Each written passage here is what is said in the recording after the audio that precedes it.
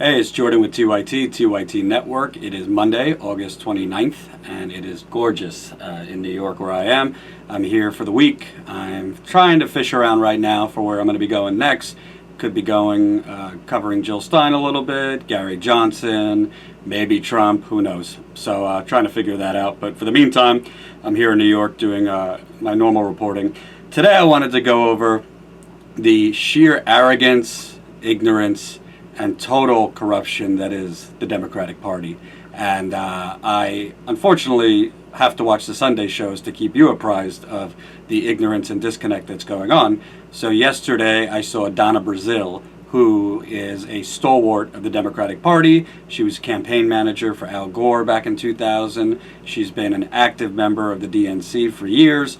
Strong African-American Democrat. She was a commentator on CNN for years. And when Debbie Wasserman Schultz fell from grace and resigned from the DNC, Donna Brazile has stepped in as the interim chair. My hunch is she will remain the chairperson. So she was on this week with George Stephanopoulos on ABC Sunday morning. George was not anchoring, it was a different anchor. So Donna Brazile was on. She was there to talk about Donald Trump's recent outreach to African Americans and also defend the drip, more and more news that's coming out about the direct connections between the Clinton Foundation and Hillary Clinton's State Department when she was Secretary of State. So before I get to Donna Brazile, I want to read you the most recent evidence, I should say, smoking gun, that shows Hillary Clinton's State Department was a playground for Clinton Foundation donors to pretty much do whatever they want, have meetings with her, get her ear, her actually taking actions that would directly help Clinton Foundation donors. So ABC came out with this report over the last few days. I'm going to read it verbatim. A series of newly released State Department emails obtained by ABC News offers fresh insight on direct contact between the Clinton Foundation and Hillary Clinton's inner circle while she was Secretary of State. The emails, released as part of a public records lawsuit by conservative group Citizens United and shared exclusively with ABC, reveal what the group claims is new evidence Foundation allies receive special treatment. In one December 2010 email chain with Clinton's closest aide Uma Abedin, then top Clinton Foundation official Doug Band offers names for a State Department lunch with Chinese President Hu Jintao scheduled for January 2011.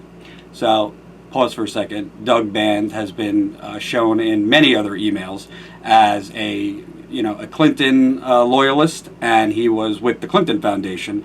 He was reaching out to Hillary Clinton's aides and State Department officials to do favors for donors. We've seen this in multiple emails now.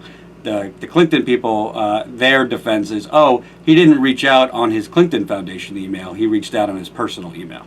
So that's who Doug Band is, with the Clinton Foundation, reaching out to Clinton and her aides while she was Secretary of State for various favors. We've seen plenty of emails come out over the last few weeks showing that.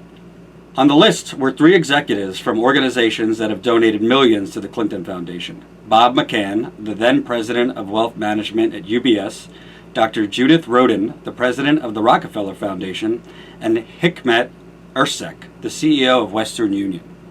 According to the foundation website, the UBS Wealth Management USA has contributed between $500,000 and $1 million to the foundation. The Rockefeller Foundation has given between $10 million and $25 million, while Western Union and its foundation has contributed between $1 million and $5 million. Nearly 2 weeks later, Band followed up on the email, specifically requesting Rodin be seated at Vice President Joe Biden's table. "I'll ask," Abedin replied. In a separate exchange, Abedin forwarded to Band, outside the State Department, an attachment entitled Updated China RSVP Guest List. The attachment was not included in the documents received by ABC, but suggests sharing of information ahead of a state visit by President Hu Jintao in late January 2011. So as you can see, foundation donors were basically asking the State Department for favorable seating assignments and basically invitations into state dinners and very high-profile lunches with foreign dignitaries. In addition to State Department functions, Band also corresponded with Abedin about personal requests of some Clinton Foundation supporters. In January 2011, Band at the foundation forwarded an email to Aberdeen on behalf of Gerardo Worthing, a South American businessman who has donated more than $1 million to the foundation. Calling Worthing a great friend and big supporter, Band asked Aberdeen to deliver a message to the U.S. ambassador to Malta on behalf of Worthing. The ambassador was scheduled to meet with the Admor, a religious leader in Malta and associate of Worthing.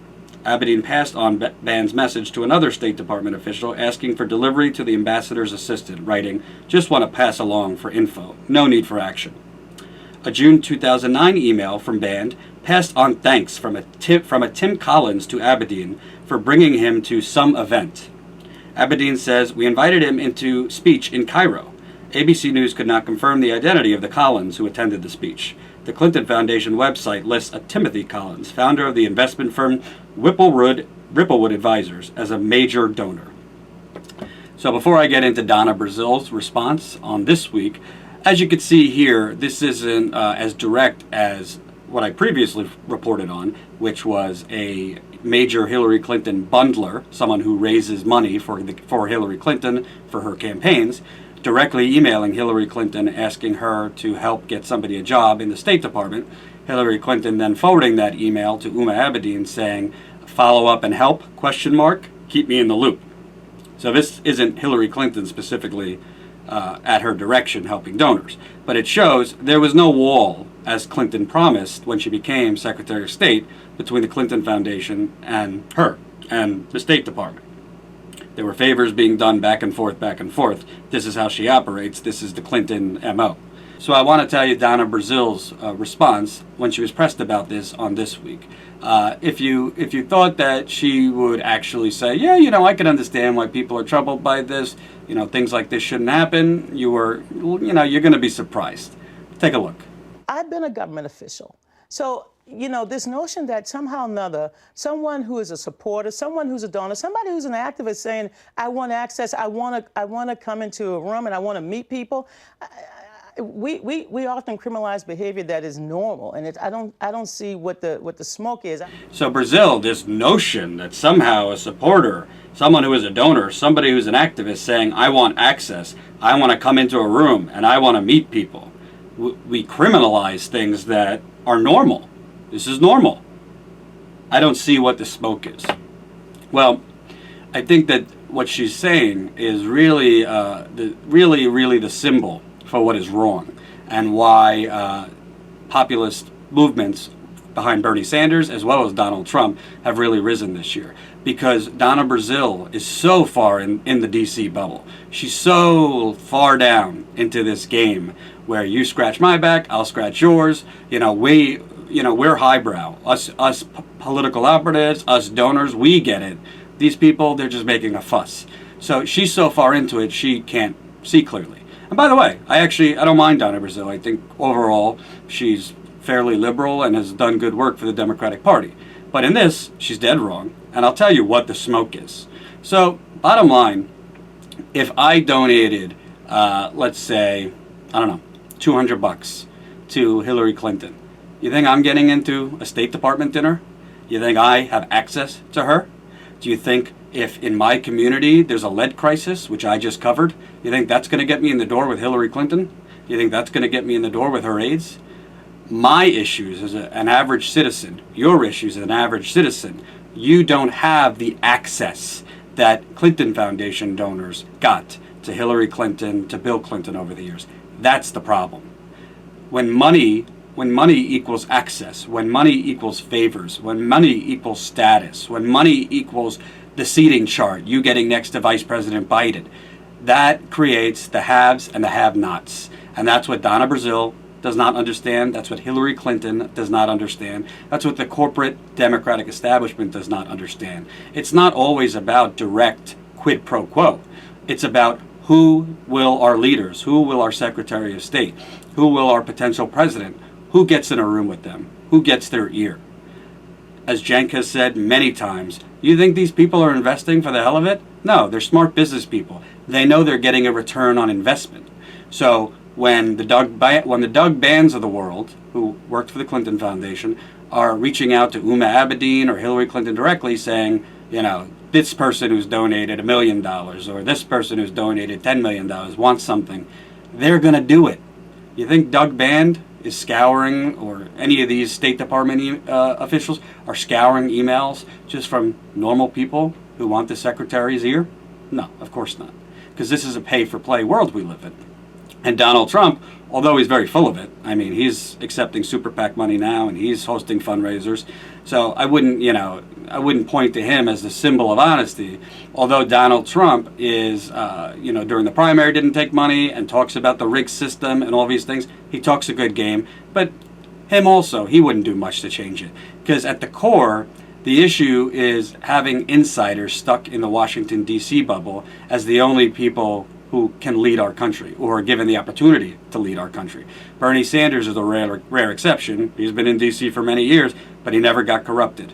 Yeah, as I've reported recently, it seems that he's making some backroom deals, but at its core, he hasn't been corrupted. He's not making policy or walking into, $1 million fundraisers where he'll only talk to those people. He's the rare exception. And the Donna Brazils of the world, the reason they're saying, I don't see the smoking gun, is because this is how they came up, by themselves either donating or doing the favors for the donors, because that's the way you win.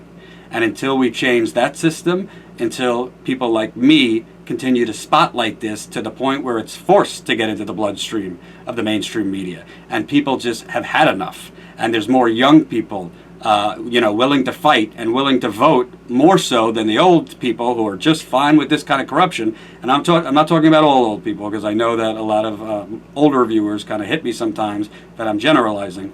I don't mean, there are plenty of great older viewers, middle-aged viewers who find a problem with this. But let's be real, by and large, people like Hillary Clinton win primaries and election because they win the over 45 vote.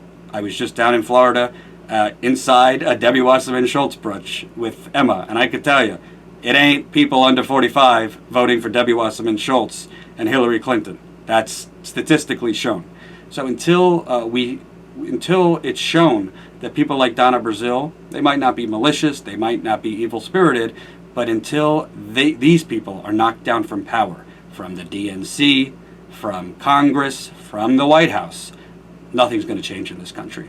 Because until the people in East Chicago, Indiana, have their voices heard and don't have to pay millions of dollars to get it heard when they're living on top of lead and people are getting sick. She's just like, I don't know what to do. I've lived here literally my whole life. I don't, just let me die here. Until people in Chicago or other inner cities that are getting shot just for walking down the street, if they can't donate, they're not going to get heard. The problem isn't that this person got to sit next to Vice President Biden. The problem is this person, why they are being able to get in those doors and get those ears and get those conversations. And for Hillary Clinton or anybody else to say, oh, it's just access, it doesn't mean I'm doing anything. Yeah, I got a bridge to sell you. It's nonsense, it's bullshit. We all know that actions are taken, and it's not just actions, but what actions are not taken, because you don't want to piss off a donor. You don't want to lose this longtime donor who's given you millions to your foundation or your campaigns by voting for that tough regulation on Wall Street or oil companies. That's how this game is played, and that's what Donna Brazil does not understand. So we'll see. We got about a month till the first general election debate. I think Donald Trump, although right now, if the election were held today, I think it would be a landslide. He does still have a little bit of time to try to creep back into it. His message, although again I think he's full of shit, his message of she's crooked, she's part of the rigged system, all this stuff, it does have resonance. It can resonate. The problem is he needs to stop antagonizing Latinos and African Americans and sending out stupid tweets. The basketball player Dwayne Wade's cousin was killed in Chicago. Donald Trump sent out a tweet. Instead of my condolences, this and that, he first sent out, Dwayne Wade's cousin gets shot in Chicago. This is why African Americans vote for Trump. He exploited the situation. Until Donald Trump realizes, I need to be a little bit more statesman, less braggadocious reality TV star, he's going to get wiped out. So he could continue to try to cater to the African American vote. I don't know if it's going to do anything, but even if he goes up from 2% to 7 or 8%, that's helpful. But the bottom line is, I don't think Hillary Clinton has this thing clinched up. I think there are new emails and WikiLeaks that will come out. The key is, does Donald Trump allow those corrupt activities to breathe without becoming the news story himself, without saying something so absurd, so disgusting, that the attention comes off of Hillary Clinton? He's proven he's not been able to do that so far. We'll see if he is going forward. That's my take on it. I'll be reporting more on the Clinton Foundation. For those of you who say I'm obsessed, so what? You know what? The bottom line is, if I don't cover it the way I'm covering it, nobody's going to cover it, because mainstream media, they look the other way because they're complicit in it. They don't see anything wrong with this. We have independent media who covers it, but I think as far as I can see, I'm the only one covering it as in-depth as I can, whether it's through video blogs, Facebook Lives, or tweets. And I'm going to continue doing that because, like I've always said, if I don't add anything to the conversation by just doing stories every day about Donald Trump. There's a million and other so-called journalists doing that. If I find a unique story that I think needs to be told about Donald Trump, I'll do it. But so far, I don't need to add to the echo chamber on that. So you'll see me this week. I'll be here in New York, and stay with me on Twitter and Facebook for more. Thanks for watching.